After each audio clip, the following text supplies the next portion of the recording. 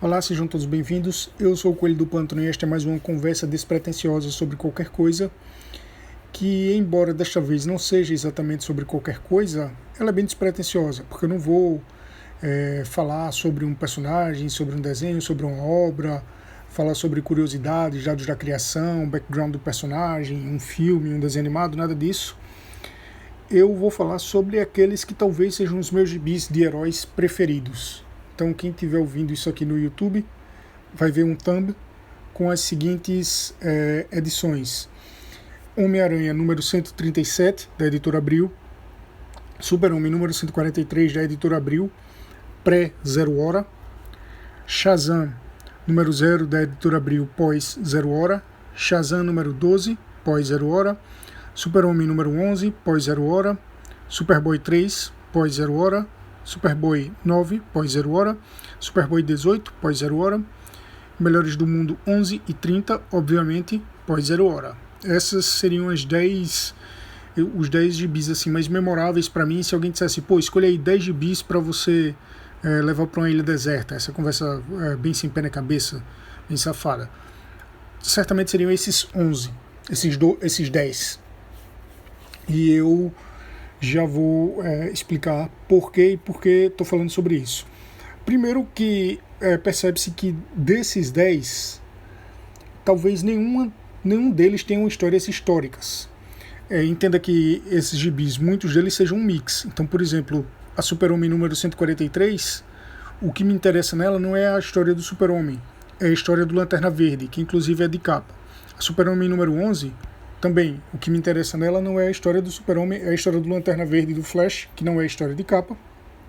Superboy número 9, a história que me interessa é a do Lanterna Verde, que é a história de capa por acaso, mesmo caso da Superboy número 18. A história que me interessa é do Lanterna Verde, que é a história de capa. Melhores do Mundo 11, a que me interessa também é a história do Lanterna Verde, que não é a história de capa. Então, nenhuma delas seria uma história, digamos, que entre para os recortes de melhores histórias, de histórias mais memoráveis dos quadrinhos. Nenhuma delas é digna de um encadernado, nenhuma delas consta como uma história para ser lembrada, recontada. Talvez a que mais se aproxime disso é a história do Super-Homem número 143, que é a primeira aventura de Kyle Rayner como Lanterna Verde. Eu já disse que Kyle Rayner é o meu Lanterna Verde preferido. E não que ela seja uma história espetacular e memorável. É uma história bem simples, mas ela tem uma certa importância na cronologia do universo DC, porque é a história que lança o Lanterna Verde, como o Kyle Rayner, como o quinto Lanterna Verde da Terra. E talvez Superboy 9 por ser um embate entre Parallax e Lanterna Verde, entre Hal Jordan e Kyle Rayner, mas nenhuma delas renderia um grande encadernado, um ônibus. Se eu não me engano, há alguns anos saiu nos Estados Unidos uns encadernados do Kyle Rayner como Lanterna Verde. Então talvez até algumas dessas aventuras do Lanterna Verde entre. Mas enfim, não é nada que se compare aos grandes quadrinhos da história. Certamente se alguém fizer uma lista de grandes quadrinhos da editora DC, não vai constar nenhuma dessas edições, nenhuma dessas histórias. E se alguém fizer uma lista de quadrinhos do Homem-Aranha, aí é que não vai contar essa história que tem na Homem-Aranha 137 mesmo, né? E de novo essa lista só reforça o quanto eu sou decenalta, porque as preferidas, das 10 preferidas, 9 são da DC, embora eu adorasse o Homem-Aranha e adorasse o Demolidor. Não entrou nenhuma do Demolidor aqui nessa lista, embora o Demolidor tenha sim algumas histórias memoráveis para mim, mas essa aqui são as mais. E como é uma conversa bem despretensiosa, eu não vou nem dizer o nome do autor de cada história, dos autores de cada história, do escritor e do desenhista, porque não vou fazer essa pesquisa, até porque eu estou entrando no mesmo espírito que eu entrava de quando eu li essas histórias quando adolescente. E eu não me ligava muito nos autores, até que um tempo depois eu passei a prestar atenção nisso.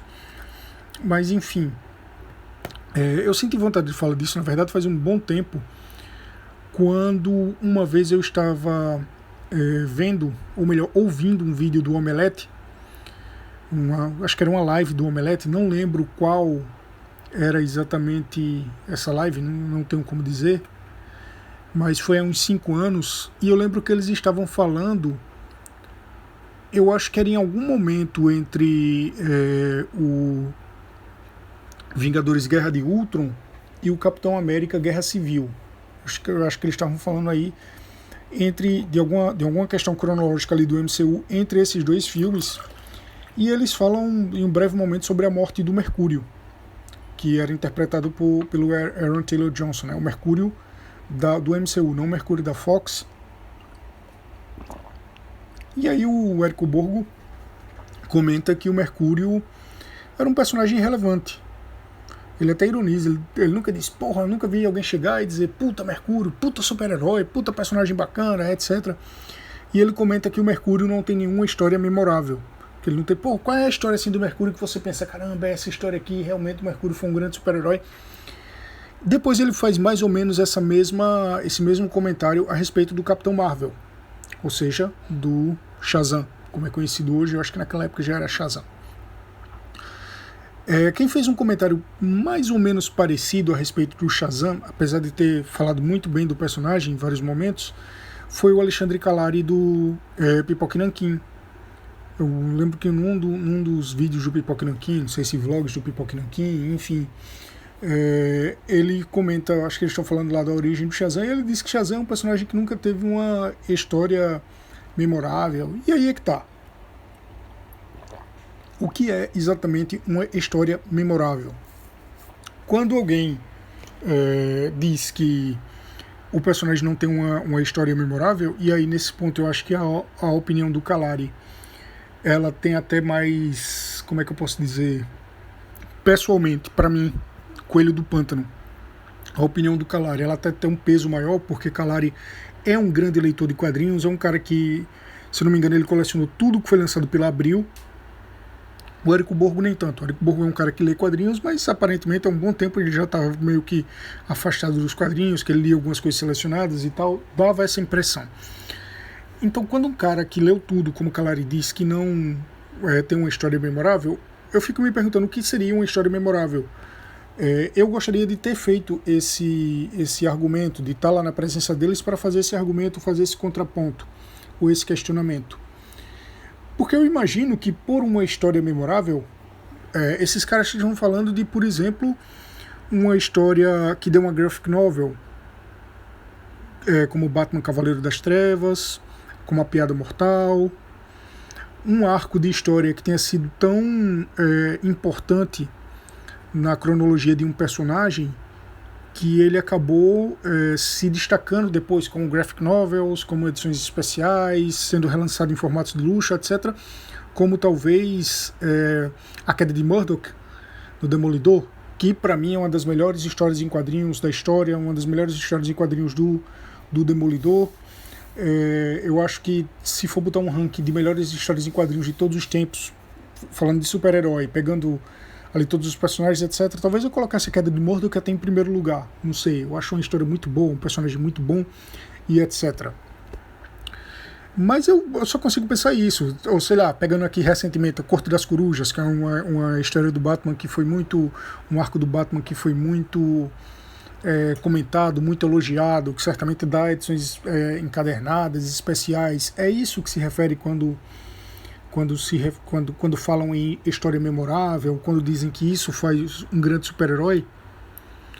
Porque pra mim não é necessariamente isso. Então se alguém dissesse, pô, diz aí uma história memorável do Capitão Marvel, vai dizer, cara, a revista dele, lançada pela Abril, entre os números 0 e 12, são todas histórias memoráveis.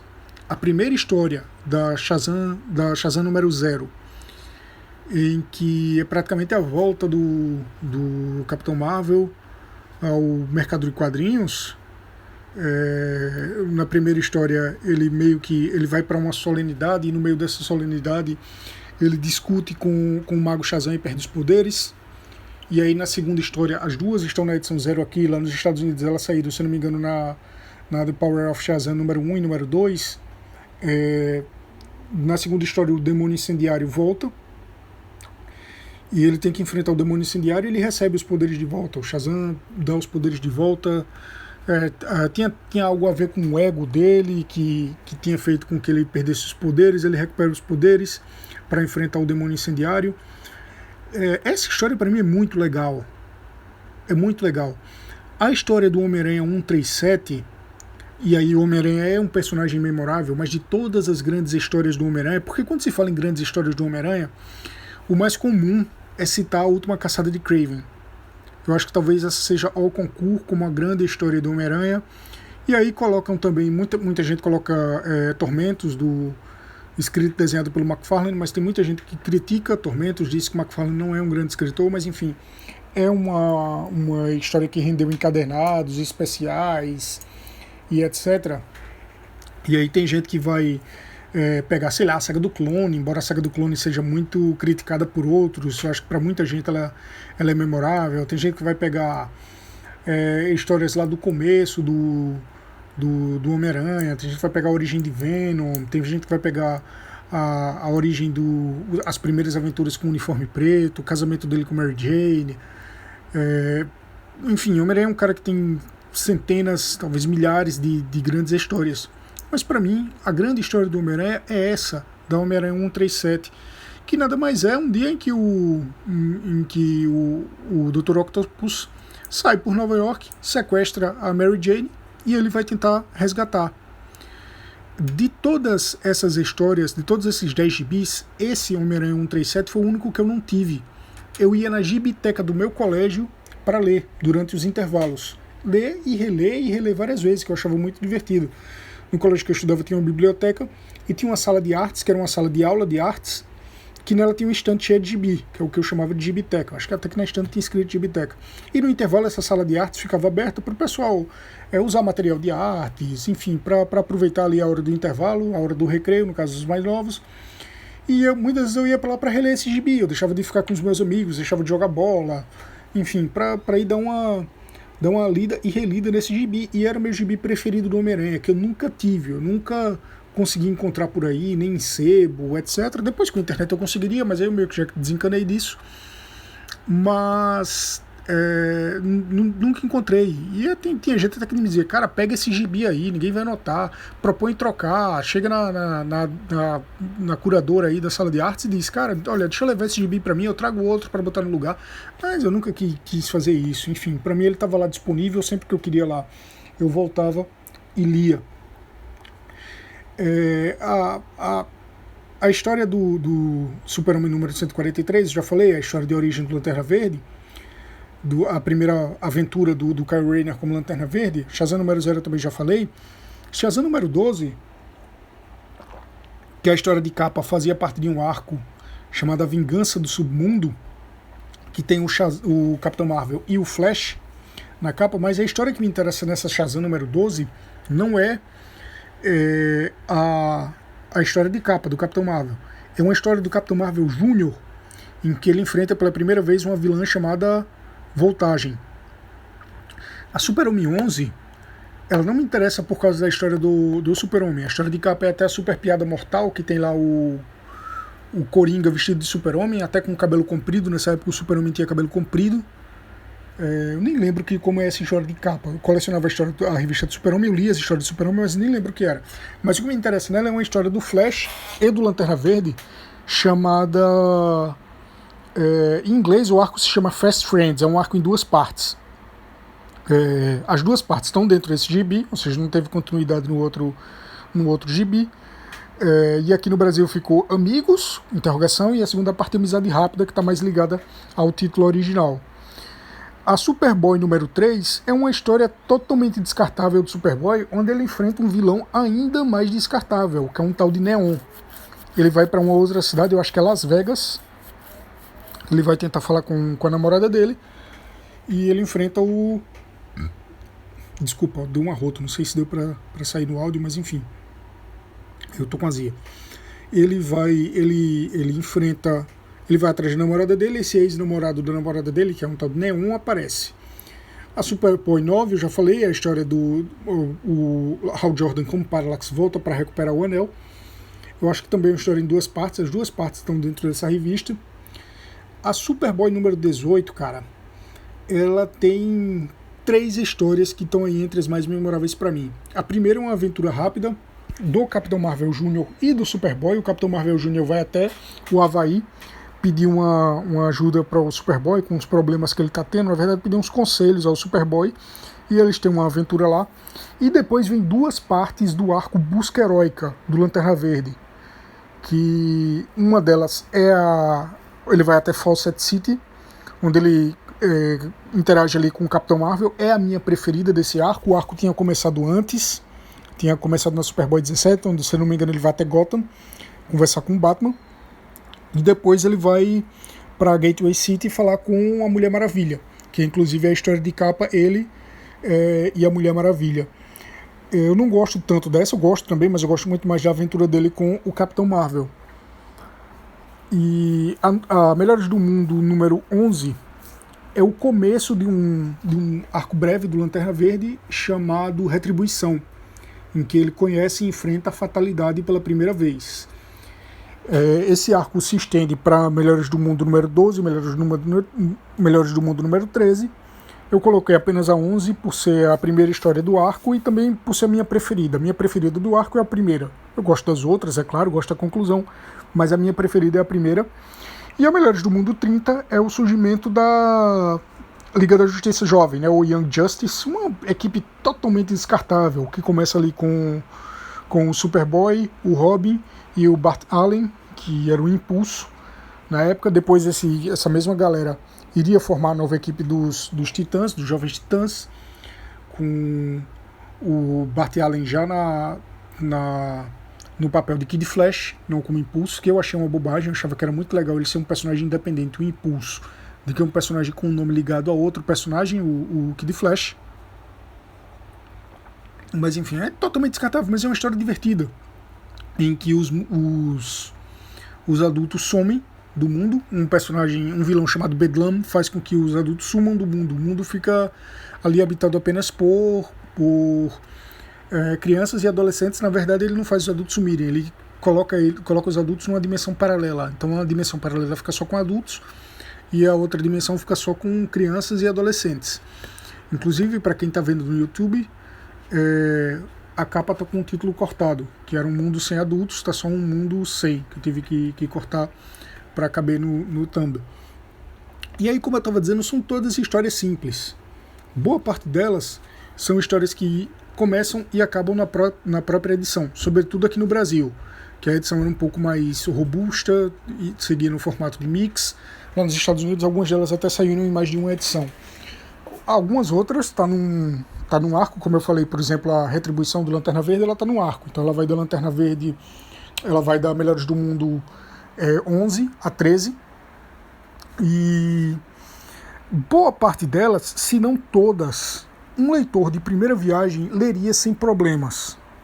Por mais que nos anos 90 todas as histórias tivessem uma certa continuidade, o núcleo da história, digamos assim, o cerne da história, de cada uma dessas histórias, tirando a do Lanterna Verde, a Retribuição, que é um arco, o cerne de todas as histórias está contido ali naquela edição.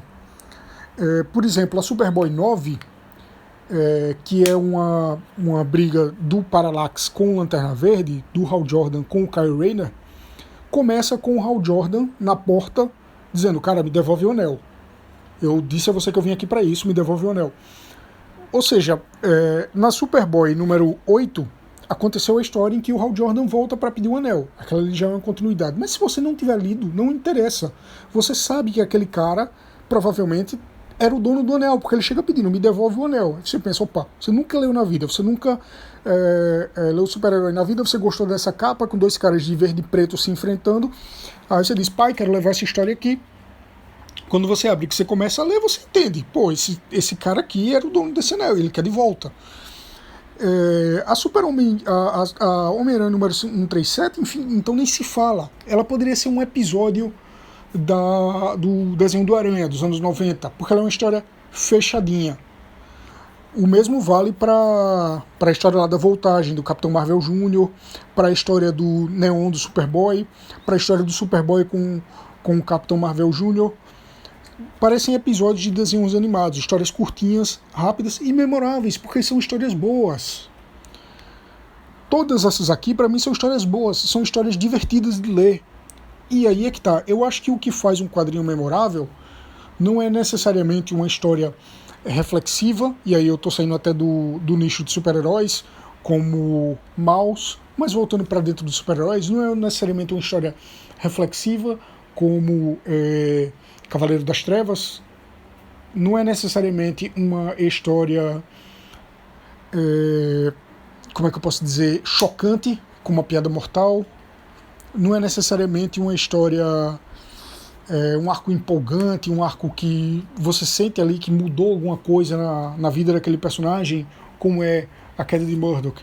Uma boa história, uma história memorável, pode ser uma historinha simples, uma historinha do mês, em que o personagem principal enfrenta o vilão do mês, desde que seja uma história boa, com começo, meio e fim concisos, que você consiga entender tudo com coerência, em que você consiga se relacionar com o personagem, isso que é mais legal. Eu gostava muito do Kyle Rayner, porque nas aventuras dele, ele consegue se relacionar muito bem com o leitor, através do recordatório, através das caixas de narração, você se identifica muito com os pensamentos dele, com a insegurança dele. Tem uma edição que eu não lembro qual é, eu acho que é exatamente do Amizade Rápida, né? A primeira parte do Amizade Rápida, um Amigos, que o Kyle Rayner tá voltando para casa, pega um café. Primeiro ele tá numa missão rápida lá na rua. Depois ele volta para casa, para num café, para num bar, numa lanchonete, pega um café, e aí vai para casa, senta no topo ali do prédio para ficar desenhando e tomando café, que ele era artista, né, freelancer. E aí surge o vilão, o Sonai e tal, mas até então ele tá ali desenhando, você se identifica com ele, você se imagina nessa sensação. Eu, na época que eu li esse gibi, por curiosidade, eu morava num prédio em que muitas vezes eu tava sem fazer porra nenhuma, tava de saco cheio em casa e tal, não tem nada pra ver, já li gibi, já li meus gibis, já reli meus gibis, já vi demais aqui meus VHS, não aguento mais ficar revendo episódio de Yu Yu Hakusho, ainda tava de tarde, ia demorar pra passar o episódio direto de Yu Yu Hakusho. Aí eu ia pro topo do prédio e sentava lá e ficava lá pensando, tomando um ventinho. E na hora que eu li isso eu pensei, cara, que bacana. Então se eu tivesse lá na presença do Érico Borgo, se eu fosse lá o Marcelo Hessel, que estava lá do lado dele, ou se eu tivesse lá na presença do Alexandre Calari, não lembro quem foi que estava com ele nesse vídeo, não lembro se era o Bruno Zago, acho que era o Bruno Zago, podia ser o Daniel Lopes também, podia ser os dois, não lembro, acho que eram só dois que estavam lá. Eu diria, cara, tem histórias memoráveis, as histórias mensais, as histórias da Power of Shazam nos anos 90, e olha que eu nem falei na origem The Power of Shazam, que eu acho que aqui no Brasil saiu o Poder de Shazam, que é uma grande história de origem, uma história de origem muito das memoráveis, tanto que essa sim virou edição encadernada, de vez em quando é relançada, etc. Nem falei nela, tô falando só nas historinhas do mês, as historinhas básicas que saíam ali na banca, em papel jornal. Eu diria, cara, você pegar ali aquele período de publicação do Shazam, da Power of Shazam lá nos Estados Unidos, que aqui saiu na Shazam, são várias histórias boas. Se pegar esse arco, esse primeiro arco não, essa primeira grande fase do Kyle Rayner como Quinto Lanterna Verde, são várias histórias boas, memoráveis. Então eu acho que é isso, para mim é isso que faz uma história memorável. São boas histórias, independentemente do período que ela é publicada, independentemente do que ela vai virar no futuro. E isso é irônico, porque teve um outro momento que o Érico Borgo estava falando sobre a história do Capitão América, do Hail Hydra, né, que ninguém sabia ainda o que tinha acontecido com o Capitão América, só sabia que ele tinha virado pra Hydra, ele tinha lá virado casaca pro lado da Hydra. E aí o Érico Borgo começa a dar lá um esporro no cara, dizendo, porra, você não pode fazer retcon, você não pode mexer na origem do personagem desse jeito, porque até então era o que se entendia que tinha acontecido. Você não pode mexer na origem do personagem desse jeito. Se eu fosse o editor, eu chegava nesse cara e dizia, cara, você vai sentar e você vai escrever uma boa história, com início, meio e fim, que vai começar e acabar nessa edição. E o leitor vai gostar disso que você vai fazer. Ou seja, ele mesmo deu a letra do que eu acredito ser uma grande história, uma história memorável, como ele mesmo falou. E assim, de um tempo pra cá, e eu já vi algumas pessoas criticarem isso, parece que tudo nos quadrinhos virou grande arco. Nos quadrinhos de super-herói, parece que tudo virou histórias que vão interagir com outras histórias para dar um encadernado. Parece que os caras estão escrevendo histórias para fazer edições encadernadas. Não é à toa que minhas histórias preferidas recentes são um arco são histórias, são publicações do Justiceiro. Eu até comentei aqui em outro vídeo, eu acho que no vídeo do Cão Raivoso eu comentei a história do Justiceiro, que é desenhada pelo Mitch Gerads, e a história o arco a publicação do Gavião Arqueiro, desenhada pelo David Aja, pelo espanhol David Aja. E cara, eu esqueci o nome dos escritores. A do Gavião Arqueiro é Matt Fraction, e a do Justiceiro, eu tenho que lembrar que seria uma injustiça, porque para mim é justamente o escritor que torna elas bem legal. Só um minuto aqui que eu estou pesquisando e eu não quero dar pausa. Gerads e... Cara, que negócio ruim encontrar isso aqui. Edmondson, é isso mesmo. O Justiceiro do Mitch Gerads e Nathan Edmondson, não confundir com Sarah Edmondson.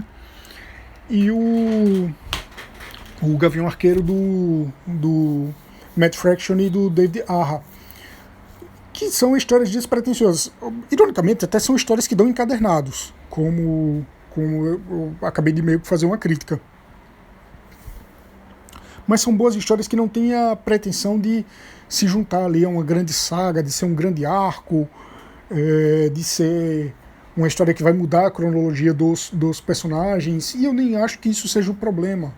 Eu acho que isso é legal, porque quando eu era guri eu gostava dos grandes arcos, eu gostei, sei lá, boa parte do arco Massacre. Tem um arco dos X-Men que o pessoal fala mal, mas eu gostei na época, que era o Tolerância Zero. Aí teve a era do Apocalipse. Teve um arco do Aranha que eu também gostei, que muita gente, né, eu vi muita gente criticando, mas eu gostei, que é o arco do Clone. E sem falar das grandes histórias, como a Queda de Morto, que eu já falei algumas vezes, a Queda do Morcego. A Queda do Morcego, na verdade, tem um período bem ruinzinho, mas enfim.